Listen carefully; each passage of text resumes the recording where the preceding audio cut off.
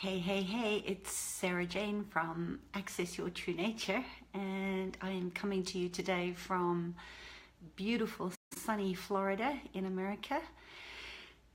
And my internet is working again, so while I'm waiting for you to all hop on the line, or if you're listening to this replay, welcome. Hi Zara, I'm going to be talking to you today a little bit about soul contracts. I've had quite a few emails come in over the last couple of days asking me to speak a little bit more about what soul contracts mean. And here's a question for you. Do you believe in soul contracts that with people and animals? Just type it in the comment below if you do, because that's really what thank you for the thumbs and the hearts. So everything is in divine order with your soul's path in this lifetime, and everything that comes into our life, in fact, even more so, the people that are irritating and annoying you, or the animal that maybe comes into your life that is a problem, or you're saying, oh, it's too hard, or what have I done? We're drawn together according to contracts, and it doesn't have to be that you're going to meet this dog or this man or this teacher at a specific time, but basically at some point in this lifetime you're going to connect up with souls that you've made past agreements with. And of course there's free will. Maybe you're going to go to the shelter and you didn't. Well, you're going to meet that soul in a different way, and it's the same thing with people. You know how sometimes when you meet someone, it's like, oh my gosh, I've known you forever. I know that's happened to me for many times, and that's an active soul contract. But on the flip side, a lot of people say, oh, it's a mistake. This dog is too hard. I got the wrong cat, or wow, I picked the wrong guy. I've done that a few times myself because the relationship is absolutely terrible. But it's not, because it's all about learning difficult lessons through it, and they're not always, like all rainbows and butterflies. It can be positive or negative, but there are lessons to be learned there. And I think that, and this is just my insight, that we reincarnate in soul groups, in primary soul contracts. They tend to be with people that are in our soul families or in our soul groups. And then outside of that, we get into the subcontracts with people that aren't necessarily part of your soul group, but they're still there to teach us a lesson. And you can have a soul contract with somebody that, for instance, that you have with someone that you see on television, and you can have a visceral reaction to it. But when you look at relationships, the way that we come together, and some of the downfalls that happen is it can show up as overgiving, and that can be reflected in quite a few ways.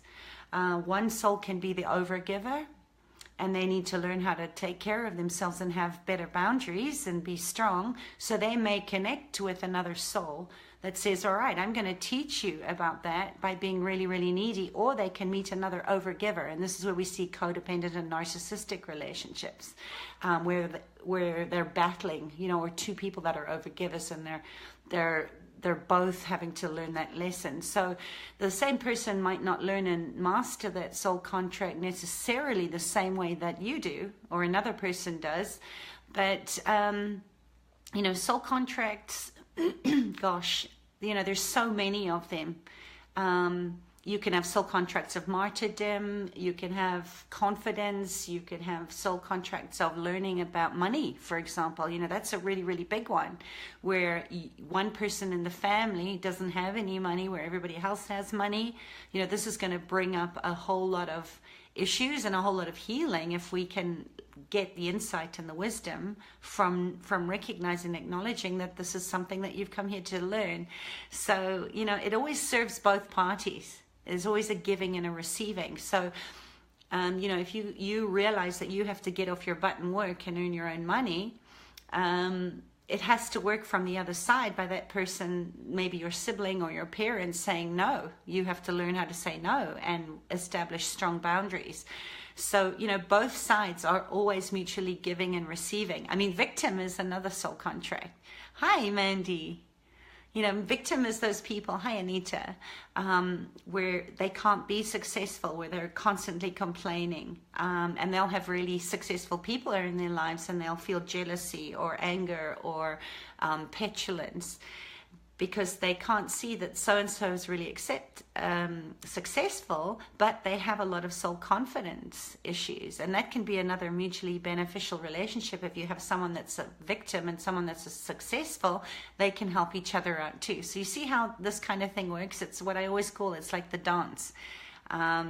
You know, we're always here to be the greater version of ourselves, and we can't until we start mastering this relationship. Hi, Rita. So you could ask yourself, you know, what am I doing when my buttons are being pushed? And I teach this in my shadow dancing classes, which some of you have taken. But, you know, we have to be open to asking questions from an observer role, to be looking at, wow, you know what, whenever my mother or my sister or my friend talks about how successful they're doing in sales or how amazing they have in their relationship, if that's pushing your buttons or it's setting you up, that's a good clue to know that that's what you need to do. And that's where you have to look at, what is my part in this? What is the responsibility in this? And it takes a little while to get to that place. You know, you need to first start to see how often and how prevalent you get set off or triggered in those areas. Thank you, Bettina. Yeah, so, you know, a lot of times it can be past lifetimes that you haven't completed those contracts and the seed thoughts are still there, one lifetime to another. And because of the experience, you might have decided that money is really bad, or you have to work hard for money, or maybe you have to say, you know what, I have to really prove that I'm a God-worthy person and I'm never going to have money to prove how valuable I am. So when somebody says something like that, it really does get lodged in the Akashic records of the soul. You know, those little contracts go right into those records, and it stays there until we actually deal with this in this lifetime. And it can be really, really annoying, because your soul then tries to adhere to that contract from then on. So just think about like this. Here you are in a past lifetime, and you come into this lifetime, and you have these confusing feelings around money is bad, or I can't ask for money, or that would be selfish, and I want money but I have to stay away from money. And a big one that I see a lot in my practice is not trusting that they're worthy of having money, right? So they can't hold on to it. And that's that soul level contract that's saying, no, you're a valuable, worthy person. And yet that loop is running that's saying money is bad, money is evil, I have to work hard for money, money isn't safe, money is dirty. And you can do any bit of chanting and abundant classes and all sorts of work. But if that soul contract is there, illogically, you're not going to be able to bring yourself to that place of success around money until you actually look at how to dissolve that contract if it's really, really strong, especially if you've been, you know, doing a lot of things to try and bring success or money in, and you're looking around and it's working for everybody else, but it doesn't work for you. And you can pretty much bet, if you have those sort of repeat patterns of destruction, there's a very strong soul contract there. So you have to start noticing where it's showing up. And basically, once you identify it and you name it, that, okay, I'm having this money problem, I acknowledge that there's a money issue, then we have to sort of start honing in on it and start looking at, is this just the money part? Is it about success? Do I feel like it's bad? Do I feel like it's dirty? If I have it, do I feel like a bad person? So you kind of have to figure out how many ways it's affecting you, because it's personal, right? So you have to go into that observer mode and get really, really honest and truthful with yourself. To, you know, and it's hardcore observation, you know, it's hard to be honest with ourselves, because our brain wants to keep us safe, you know. So this is kind of like the Rocky stuff, where it's like that momentum is growing and you have to stay very committed to being the observer. And this again is the shadow dancing. This is the shadow work that I teach, because all the projections and assumptions will always hook you up and keep the lie in place, and you spend your life trying to make it true rather than getting honest and saying, okay, what's going on here? and noticing how it feels in your body. You know, when does the feeling come up? Where are you? Who are you with? What situation are you in? Why is it bringing up these emotions and thoughts and feelings in your body? And then really looking at, when does it happen? Because maybe it doesn't happen all the time, but when you can start to notice it, there's this little pause, like a luminal space, right? So say you're in a conversation with somebody and the conversation's going into this area where you're going like, ooh, there's where that soul contract comes up, right? It's like that trigger spot. And you go into all the reasons and justifications of why you can't have it, or why things keep going wrong for you. And it's noticing that moment when it arises in your head, when that soul contract's about to show up, and then you make space, you push pause to actually go into generative questioning, because you won't get it until you've really nailed down when it shows up. And then it becomes very predictive, right? There's no projection or assumption anymore. It's just like, oh, there it is. I can feel it. It's visceral. It's in your body first. And then there's an opportunity. Then you have the choice. Then there's the free will where you can actually start exercising to rewrite or edit your Akashic record, right? So you have to be willing to push pause before you go into a reactive state where you take yourself out of choice because it's driven, right? This is the obsessive compulsive ways that we keep moving into the same pattern repeat. So you really have to slow it down and look at all the conclusions that you have, projections, expectations, separations, decisions, and judgments around all the ways that you have programmed yourself out of having ease, grace, and flow. And it doesn't happen instantaneously, right? This is why it's called the work. It's a practice, because you have to rewire your brain and reprogram. It's like you have to defrag your brain from all those old conclusions that you have around why money is bad, or why you can't meet a man that is kind, and this is part of the human journey, I think. We're being given opportunities all the time to make better and better decisions by learning from our past experiences, not staying in the victim mode. And this is where expansion starts, because now we're starting to change the neural pathways in your brain so that you actually can go, well, actually, how can I do this thing? And soul contracts continue until you actually master that piece. But then what happens is that it evolves, right? So it's not like you do it once and everything changes and it stays hunky-dory forever. If you perhaps have a child that is handicapped or is extremely needy, they're not going to learn to make better choices and take care of their own needs until you actually step up and strengthen your boundaries and say no, and allow your child to make their own choices, right? Even, I always say, even if it means they have to put their hand on the hot plate more than once to know that it's hot, that's actually the kindest thing that we can do for our children. It's the kindest thing we can do for anybody, is let them learn their own lessons, even if it hurts, right? It's just part of human nature that if we actually don't step back and allow others to do what they need to do and choose what they need to choose, nothing ever changes, right? Because we become enablers rather than expanders. I don't know if that even makes sense, but is this making sense? Hi, Maurice. Hi, Lauren. Nice to see you here. So if you have any questions, hi, Sandy, post them below. But we're just talking about soul contracts today. And, what often happens is that every time, so say maybe instead of between the needy child and yourself and learning to take care of yourself being the best way to take care of your child, there'll be other contracts underneath it, right? Where you might start needing to work on your diet or take more time out for yourself.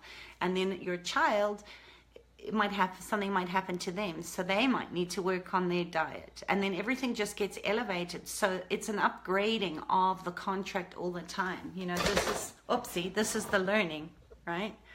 So I don't believe that that soul contracts ever really end. Sometimes they can continue when the person passes, but you, as the mother of that needy child, if your child maybe passes away and you keep going in his honor of the passing of your child, your contract, if you learn what that child has had to say to you and what that child came to give to you in this lifetime, you then take that legacy of the child into the next elevation of that soul contract. Is this making sense? I hope so. The sun is coming in the room. But that's really the legacy that I talk about. You know, it's like, what is the legacy? Hi, Lillian, that you are wanting to live into. We don't want to do this after we die, but soul contract, specifically what I'm talking about today, is that it is a constant evolution. And, you know, usually a lot of these places where we start not believing in ourselves and we go out of trust happens pre-2-year-old, right? Or the pre-7-year-old. But normally between the ages of 2 or 3, when we go from I need as the insular into I want of the 3-year-old, this is when we start going, oh, maybe I can't have what I wanted. Maybe it isn't all about me. And we start people pleasing, and we start cutting and divorcing and amplifying all these parts and pieces of ourselves that we don't believe is good enough to be loved. And then we start to get into the fear. Thank you for the love and the hearts. But this is where we start to put on masks, and we start to keep small for fear of abandonment, fear of rejection. And I talk a lot more about this in the Healing of the Abandoned Child, which you can find on my SoundCloud account. But this all plays into this area of soul contracts and seed thoughts. If you had seed thought that you're not good enough or you're not lovable as this tiny little child that doesn't realize that not everything is about them, we start to give parts and pieces of us up until one day we realize that we don't even know who we are anymore. So my work with trauma is really about getting to the root cause of why you have those thoughts about you in the first place. And we have to, you know, if we're really going to look at this in a holistic, integrated way, we have to look at the soul contract part of this, because you as the infinite being have had many, many lives. And you have lived many, many different experiences. And if we haven't, as I said earlier, if we haven't completed a contract in a past life, we do bring it into this world to do it again, just like animals do. You know, as people, I often find this really interesting when I've had conversations with stray dogs or dogs that are in the shelters, that we look at them with pity and we think, oh, shame, that dog shouldn't be in the street, or, oh, you know, it's not right that this animal doesn't have a home, or, oh, shame, poor animal in the pound. They don't want our pity. Sometimes some of them turned around to me and said, well, you know, this was the only way that I could get away. I've had a conversation with many animals and dogs where their humans have called me because there's behavioral stuff going on with them. And I remember having a conversation with one very cute little Chihuahua who said she didn't want to be in town. She wanted to be on the farm. And her human was like, no, this is my baby. I want her to be in town with me. And honestly, she waited until the door was opened and she rushed out into the street and she got hit by a car because she didn't feel like she had a voice and she didn't want to live as a town dog. She came into this life to experience life on a big farm. She might have been a little dog, but she was a big dog trapped in a little dog's body. So she went in and left her physical body. And this is what animals have taught me, is it's like, you know, you can go get yourself a new body, especially when they're old and aging and dying and they're not feeling good in their old bodies anymore. Animals don't have the same point of view on death as we do. They know that they're infinite and they incarnate. Some of them incarnate and come back to us. And you can ask your animals, for example, you know, how will I recognize you if you come back? But these soul contracts, if they're not completed, if they're not finished their business with us, and there is still more that they have to learn, and perhaps their physical bodies start shutting down before that contract is is completed, they'll come back again in another body, and it's amazing. I had a beautiful husky dog, Sky, and he got cancer and he died, and I told him, you know what, you can go now. Go get yourself a beautiful new body and let me know how I'm going to recognize you. And of course life goes on and you get busy, and I went to the shelter with a client of mine to get a companion dog for her existing dog, and I came home with 2 cats that were not, I didn't go there saying, oh, I'm going to go and get another cat. I already had 3 cats. And this beautiful Burmese cat, beautiful chocolate point cat with these big blue eyes, was one of the cats that I came home. And I'm not always that bright when I'm living in this either, but I remember thinking, gosh, this cat felt really familiar. There was something that I knew about him. And I wondered, and I asked, are you another one of my cats? And who are you? And what's your name? And sometimes they want their names changed because there's been trauma in their past life with the name that they've been given. And he was sitting on the side of the bath. And cats don't generally like water, but he'd come into the bath with me and my daughter every night. And he'd play with the water. And he'd sit there. And the first couple of nights that we had him, I noticed one of his ears was like flopping down. And I was like, oh, damn it, the shelter's over-vaccinated, and look now, he's got a floppy ear and everything else. And I was still asking him, what is your name? What do you want to be called? And he kept telling me Blue, Blue Sky, Blue Sky. So we called him Blue. And then the ear thing happened, and then he was playing in the water, and my husky always used to blow bubbles in the water and play in his water bowl with his paws. And I don't know, it took me a little while. I'm cute, not bright. And I eventually got to ask him, and I was like, are you Sky? Are you the husky? And he was like, duh, what took you so long? And that was the blue sky and the floppy ear, because Sky had one floppy ear and these piercing blue eyes. So he did come back, and he did come back into our life. And you know what the amazing thing was, is that once I got that it was Sky come back in a body, and it was funny because he used to live outside and he always longed to be an inside dog, but I didn't want him in the house because that was the cat's home. The cats were inside and the dogs lived outside. And he went away, and he came back in a cat's body to complete his contract with us, and he's still with us today. So it's pretty amazing how these soul contracts do play out. And, I'd love to know if you have any stories like that. Because a lot of time there are a lot of discordant emotions as children, where we're not only carrying around these negative belief energies, but we're carrying around these discordant emotions of depression or sadness or anger or rage or loneliness or whatever in these contracts. So, come forward 20, 30, 40, 50 years later, you're holding these vibrations. And when you're experiencing those emotions that you embedded when you were 2 years old, or when you lost your cat or saw your dog get run over by a car, they're not very easy to access again. Hi, Kathleen.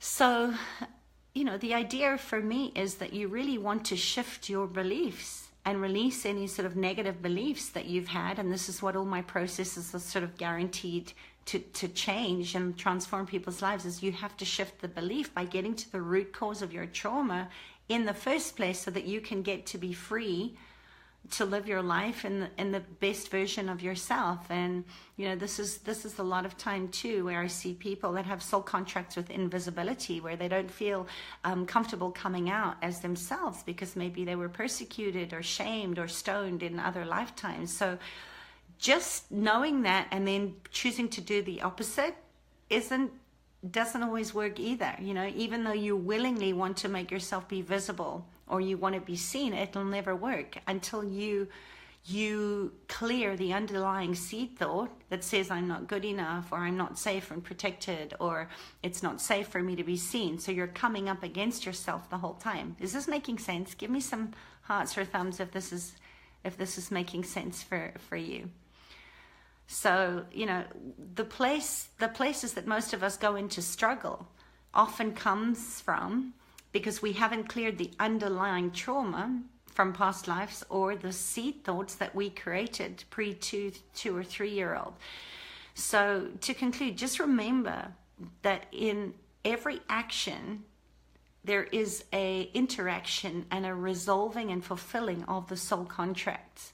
So, to be perfectly honest, it doesn't matter how spiritually you try to fulfill each contract.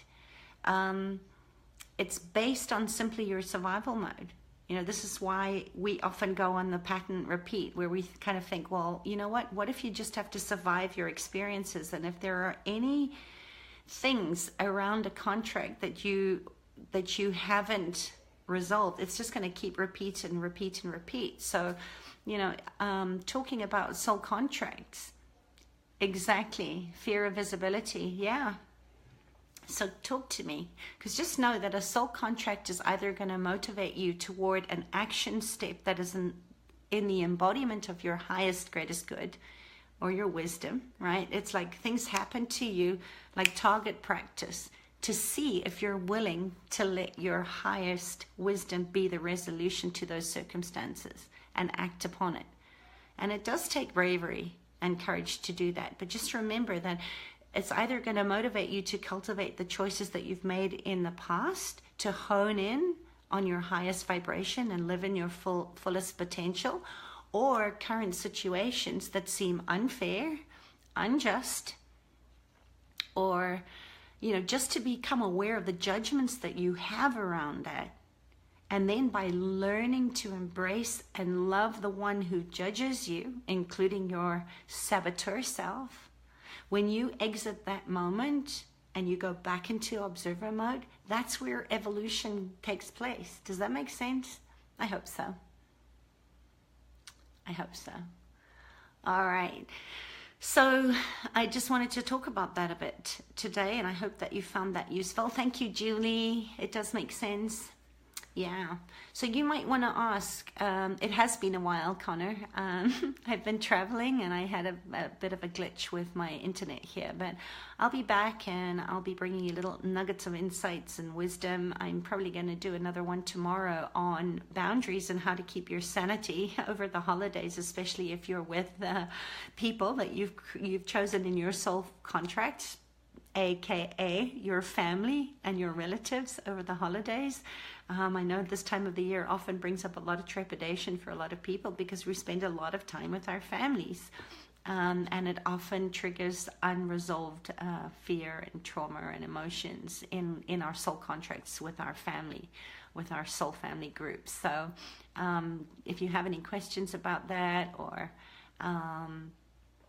if you're feeling like your buttons are being pushed, just say thank you and be willing to receive it. Oh yes, yeah.